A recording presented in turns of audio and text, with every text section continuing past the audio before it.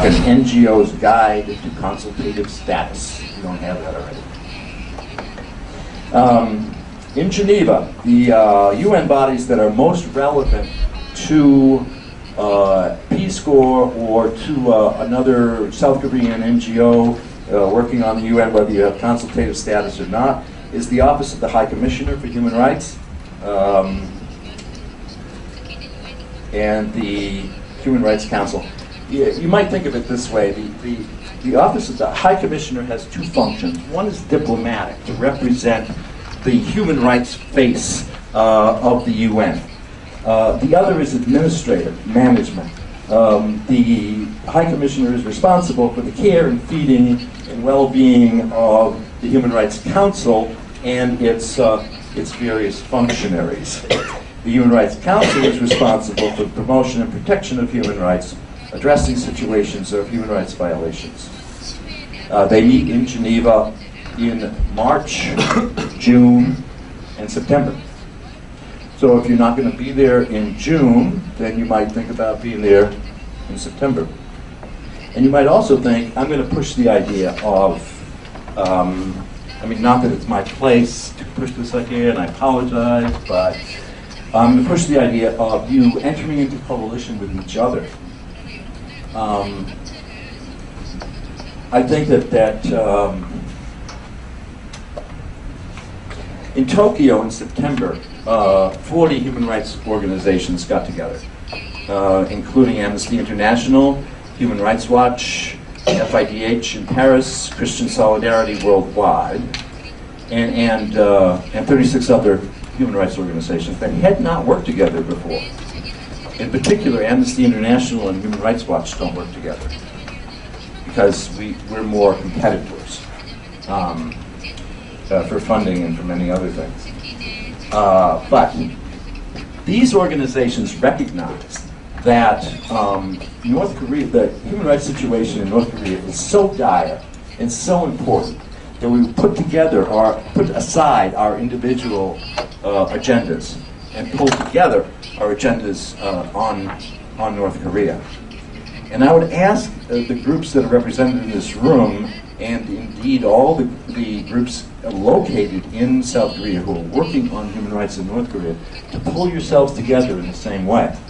You're going to get a lot more done. And one of the things that you might want to do is pull yourselves together to decide whether you want to be at the Human Rights Council in September and who you want to send. 3 people is usually a good delegation. Nobody wants to hear from more than 3 people.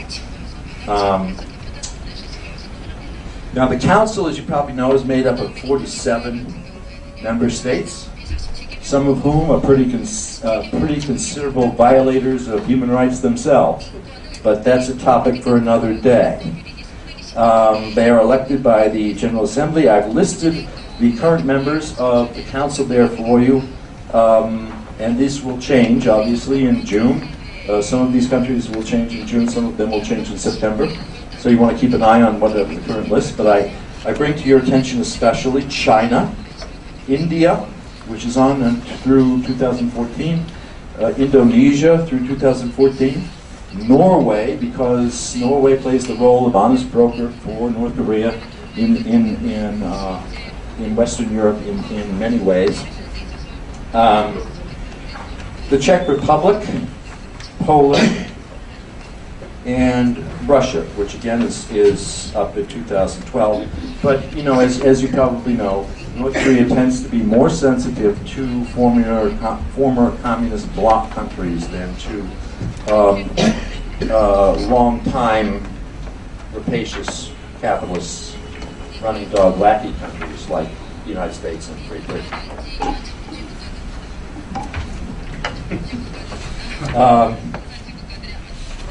One of the ways that the Human Rights Council operates in a couple of ways. One of them is routine, regular, and the other way is particular and happens infrequently.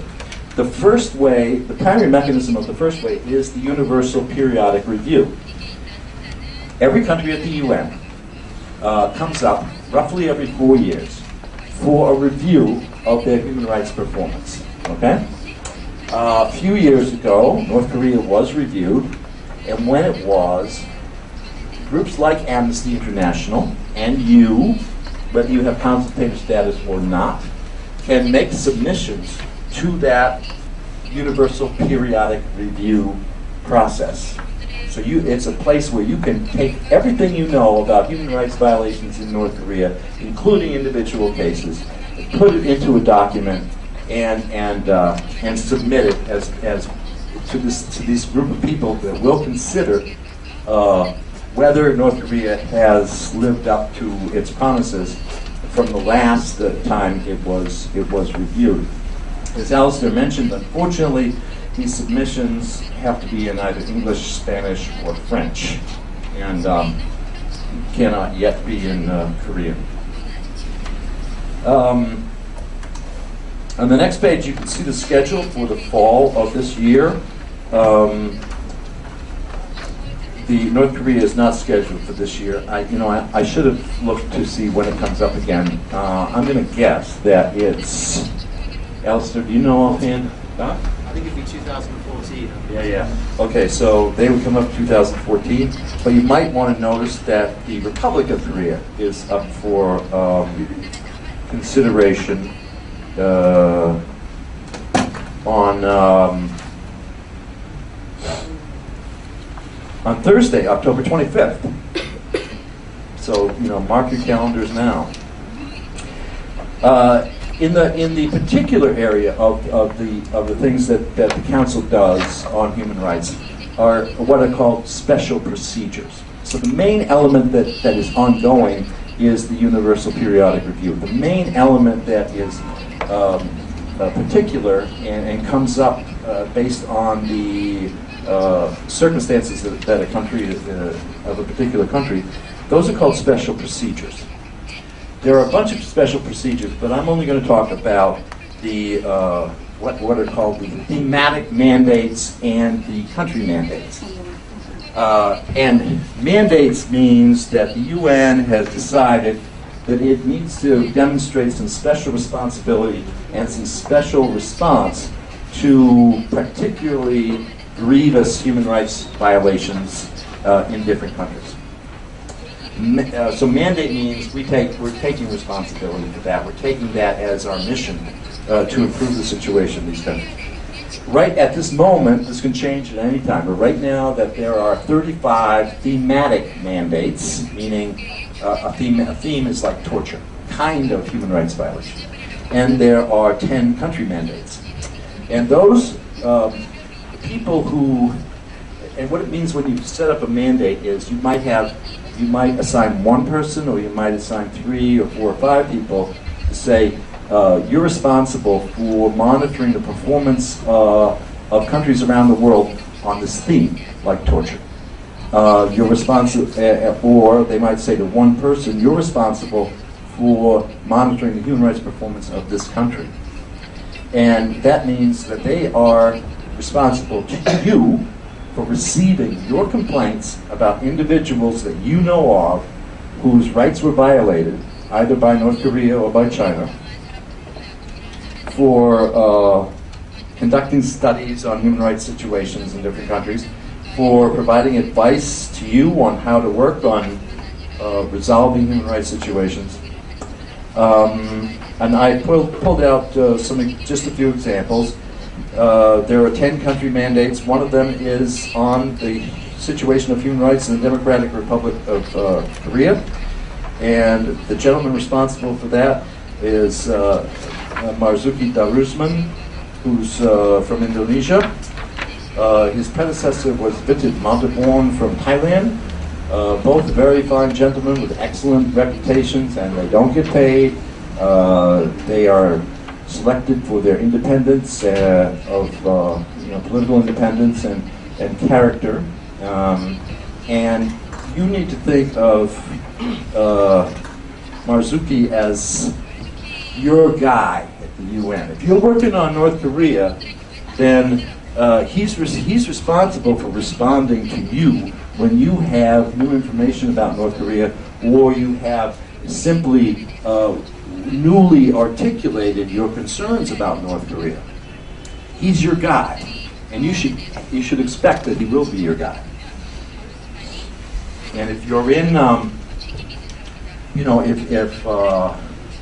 if you're planning to be in Geneva or in Indonesia, then you want to let him know that you'd like to meet with him.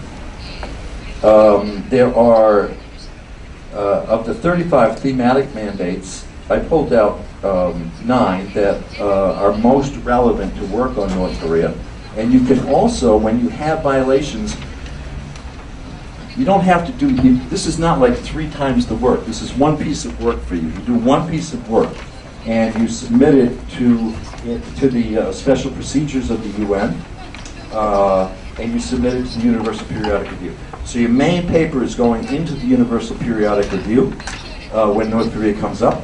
But at any time, you can use that same information to bring to Marzuki or to any of these other individuals who are responsible for people whose rights are violated in these areas: arbitrary detention, enforced or involuntary disappearance, executions, food, the right to peaceful assembly, freedom of expression and opinion, including religious opinion,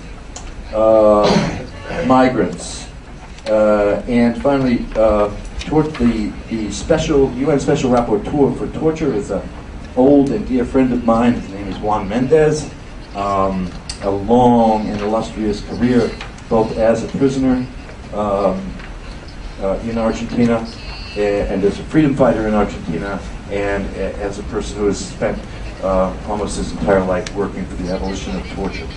So if you have credible information, for example, about torture going on in North Korea, you have this already, you have it, then you should send it to him. The other thing you can do is, even though you have some of this, we heard testimony yesterday from defectors from North Korea.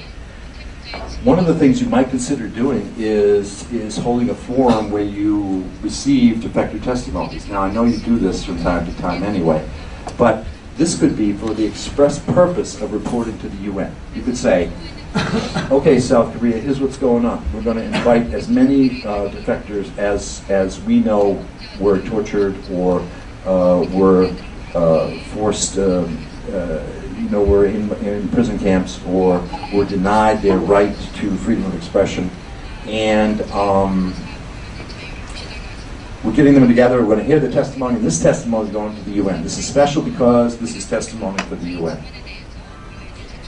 Next, I outlined some things that special, how to bring your, what Alistair was referring to, how to bring your information and complaints to the UN.